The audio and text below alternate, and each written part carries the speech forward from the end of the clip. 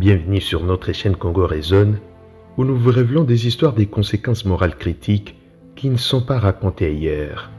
Aujourd'hui, nous vous partageons une histoire qui vous laissera bouche bée et sans voix.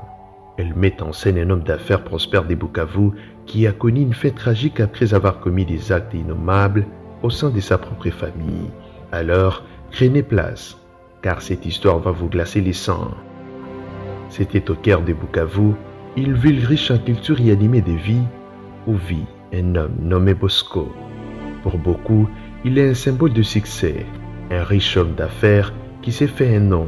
Pourtant, sous cette façade se trouve un récit sombre et tordu. C'est lui qui entraînerait finalement sa disparition tragique. Bosco n'est pas seulement un homme d'affaires, c'est une figure charismatique, admirée par beaucoup. Il semble tout avoir, la richesse, l'influence et une réputation qui est beaucoup enviée. Mais comme le dit le vieil adage, ce qui brille n'est toujours pas de l'or. Derrière, Bosco mène une vie marquée par des indiscrétions. Connu comme un coureur de jupons, ses activités de conquête romantique s'étendent au-delà des simples filières. La communauté découvrirait bientôt la vérité choquante. Bosco ne trahit pas seulement sa communauté, il trahit même ses propres parents. Triste réalité. Des sources révèlent que Bosco est engagé dans des affaires intimes avec les époux de ses propres frères et même de certains de ses cousins. Ce qui a commencé comme des rumeurs chuchotées s'est transformé en une tragédie démêlée qui a enterré la famille pour les années à venir. Les conséquences de ces actions étaient désastreuses. Les trois jeunes frères de Bosco, qui étaient également ses partenaires commerciaux, sont tombés tragiquement malades et ont finalement succombé au VIH. Au début, la communauté émettait l'hypothèse que la maladie avait été contractée lors de leurs fréquents voyages pour les affaires. Mais cependant, la vérité était plus horrible.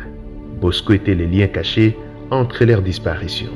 Alors que la communauté est confrontée à la perte, Bosco continue sa vie, apparemment intacte par la dévastation qu'il a causée. Mais le destin les rattrape. Des ans plus tard, une nuit qui ne promettait aucun avis de presse, Bosco est retrouvé mort chez lui, victime d'une attaque brutale et mystérieuse. Les spéculations tournent autour de l'identité des attaquants avec des chuchotements de l'un de ses propres neveux éventuellement impliqués. Alors que les rues de Bukavu étaient vivantes et des théories, aucune preuve concrète n'a jamais émergé. Ce qui était clair, cependant, les messages laissés pour compte, une vie construite sur la trahison avait pris fin violente. La nouvelle de la disparition de Bosco a secoué le fondement même de la communauté, laissant des questions et l'alarme dans la ville.